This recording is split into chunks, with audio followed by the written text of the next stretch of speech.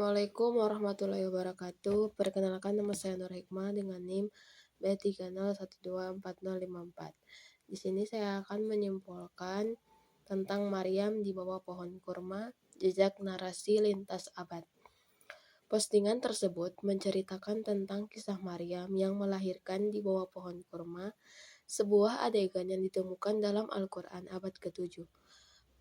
Penulis menjelaskan bahwa jejak kisah ini sudah ada sejak abad kedua Masehi, dengan munculnya teks populer bernama Protoevangelium of James. Dalam teks ini, Maria dan Yusuf mencari tempat melahirkan di padang gurun.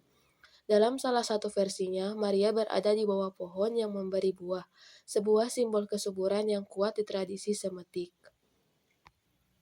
Penulis juga menjelaskan bahwa tradisi ini hidup kembali di abad ke-6 Masehi dalam Syriac Infancy Gospel dan Gospel of Pseudo Matthew. Dalam teks ini, detailnya makin dramatis. Pohon kurma menunduk memberi buah, bahkan bayi Yesus berbicara sejak lahir. Tradisi Kristen Timur menyukai narasi mukjizat untuk meneguhkan keilahian Yesus. Akmaluddin Said kemudian membahas bagaimana narasi ini berinteraksi dengan konteks Jazirah Arab pada abad ke-7 Masehi. Komunitas Kristen Suriah, Nestorian, dan Yahudi Kristen yang tinggal di wilayah ini membawa kisah-kisah ini melalui perdagangan dan interaksi sosial. Kisah-kisah non-kanonik ini beredar secara lisan di kalangan Arab. Dan ketika Islam lahir, kisah ini telah menjadi bagian dari kultural memori regional. Namun, Al-Quran memberikan reinterpretasi terhadap narasi ini.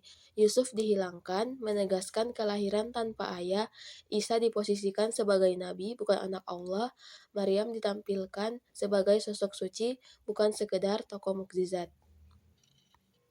Dari sudut pandang antropologi agama, Akmaluddin Said melihat ini sebagai proses sinkretisme.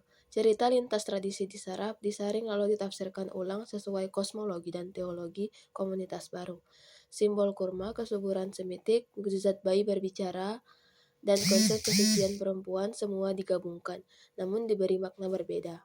Komentar-komentar pada unggahan Akmaluddin Said mencerminkan berbagai perspektif dan tanggapan terhadap analisisnya. Beberapa komentar mempertanyakan keakuratan historis narasi tersebut, sementara yang lain menyoroti pentingnya memahami bagaimana cerita-cerita agama dapat mengalami modifikasi dan reinterpretasi seiring waktu dan budaya. Ada juga komentar yang menghubungkan narasi ini dengan kisah-kisah dari tradisi lain, seperti Sri Kandi dalam epos Nusantara. Secara keseluruhan, rangkaian unggahan dan komentar ini menghadirkan diskusi yang kaya dan kompleks tentang bagaimana narasi-narasi agama dapat dipahami dan diinterpretasikan dalam berbagai konteks budaya dan sejarah. Kajian ini menyoroti pentingnya pendekatan interdisipliner yang menggabungkan perspektif sejarah, antropologi, dan agama untuk memahami kompleksitas warisan budaya manusia. Cukup sekian. Wassalamualaikum warahmatullahi wabarakatuh.